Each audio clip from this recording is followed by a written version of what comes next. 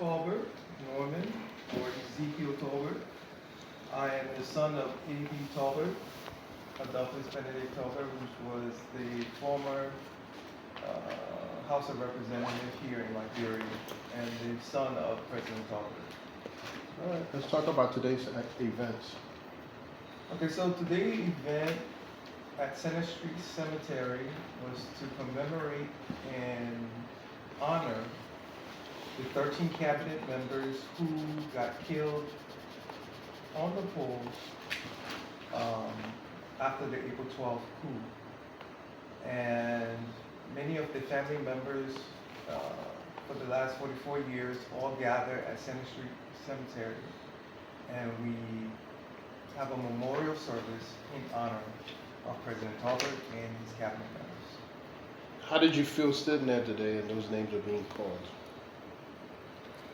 I remember as a little boy, the night of the coup, I wanted to spend the night at the executive mansion.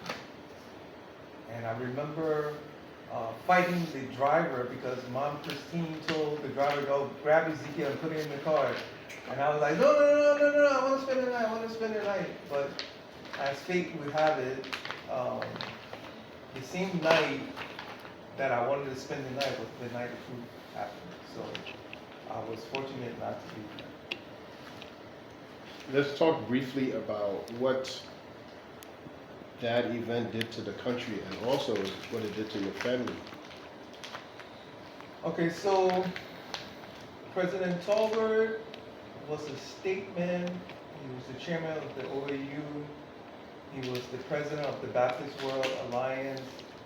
And as Uncle Richard so eloquently put it, he had many international friends who were Pan-Africanists. And there were also presidents and heads of states of other African countries.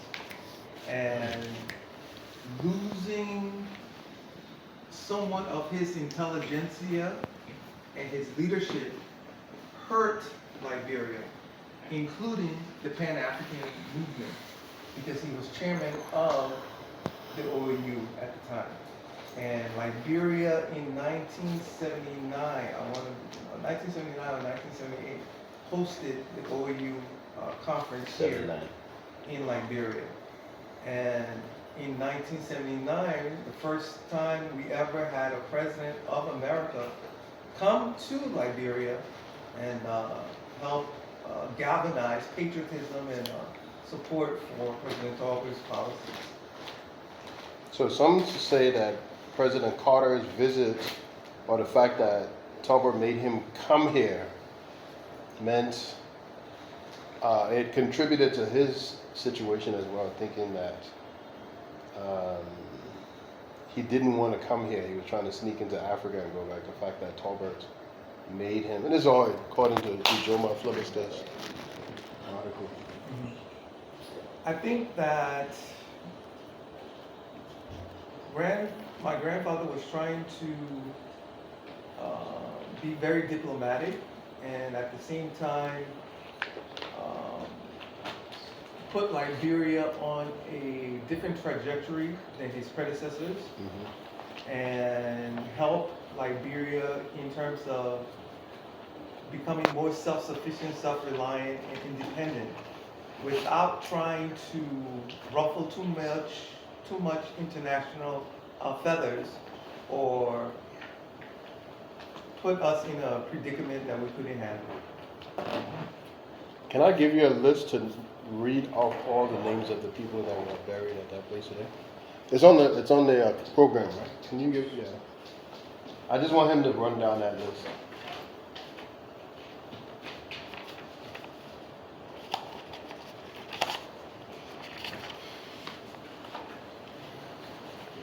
Okay, so the men who were killed on the polls today was Honorable Dr.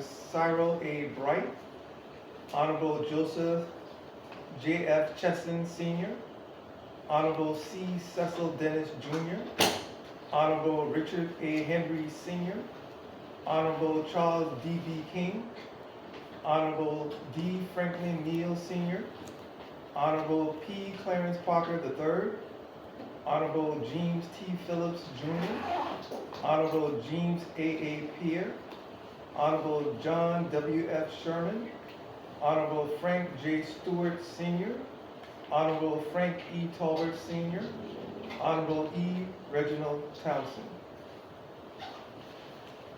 The other men who were also killed was Honorable H. Carey Thomas, Honorable A. Benedict Tolbert, my father, General Charles E. Raleigh Jr., General Emmett W. Cooper, Commander Varney E. Dempster, Commander Spurgeon Capehart, Captain Gabriel Moore, and Lieutenant Railroad Vesley. Those were some of the people that got killed, including the 13 men that got killed at the polls. When you hear those names, what kind of a loss do you think the country encountered? I'm not a economist, and Historian. I don't study economic or commercial systems, but I do know that and Uncle Richard can correct me if I'm wrong, in 1979, the Liberian dollar was trading 1-to-1 to the US dollar. Dollar for dollar. 1-to-1.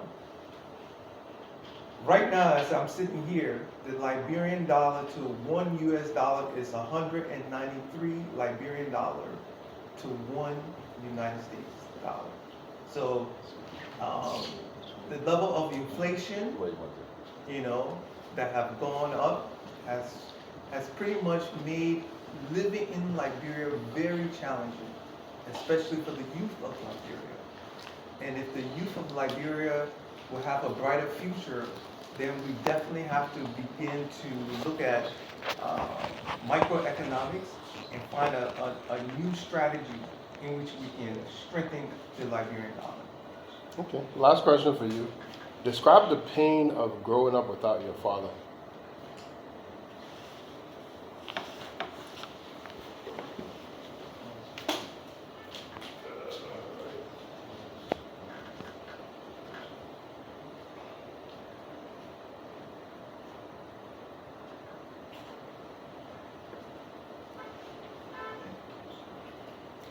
So I have a prophetic calling on my life.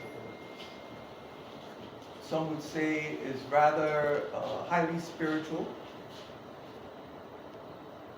I lived in America for 33 years. When the coup happened in 1980, Mom Christine was placed under house arrest, and she and her children were also under house arrest. And she felt that it was best to get the children out first, since the country has become very difficult to live. And in January of 1981, myself and her firstborn son, Carney, left Liberia and we went to America. And I lived in America. I went to college in America. I went to high school in America. I graduated from North Carolina Central University. And I worked in corporate America and had many, many profound spiritual visions.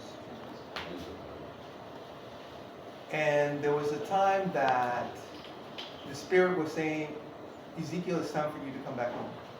After 33 years, it's time for you to come back home. And many of my friends in America was like, man, you don't want to go back to Liberia. There's no running water. A lot of the roads are messed up. The electricity is not stable. You're going to be faced with a lot of difficulties and challenges. Unlike America, you got everything right here. Why would you want to go home? And so I was on the fence about whether I should return home or continue to live and stay in America. And one night I had a dream. And in my dreams, the angels started singing the Liberian national anthem. And they were singing the national anthem of Liberia so loudly that I could hear it. Like, even though I was asleep, I was conscious that there were people standing in my room singing the Liberian national anthem. This glorious land of liberty shall long be ours. Though knew her name, green be her fame, and mighty be her powers. Such was this crescendo of the angels that I awoke and I could still hear them singing in the room. It was then that I decided it's time for me to go home. After 33 years living in America as an exile from my homeland, it's time for me to go home. And despite all the fears, I came home. And what came to me when I got at Roberts International Airport was that when I walked and I looked at, it was late 2017, the airport was in shambles. And I thought to myself, Ezekiel, the dry bones are not the blacks in America, but in fact, the blacks living in Africa, especially Liberia, the land of your birth. That's where the dry bones are. And the fact that I lost my dad, in the Talbot family, there were always other uncles that stepped in and took up the slack of those who were killed on the poles or those who were executed in secret. So Lawrence Norman and J.U. Richardson and so many other uncles came into our lives, the younger men, and played very supportive fatherly roles for us. Well said. Introduce yourself one more time, and then tell me that you give me permission to use your video, your interview as part of this video. Okay, so my name is Ezekiel Talbot. I'm the son of A.B. Talbot, and you have all my permission to use the. Let me ask you one more question, right? What do you think would have happened if April 12th never happened? If April 12th never happened, I believe that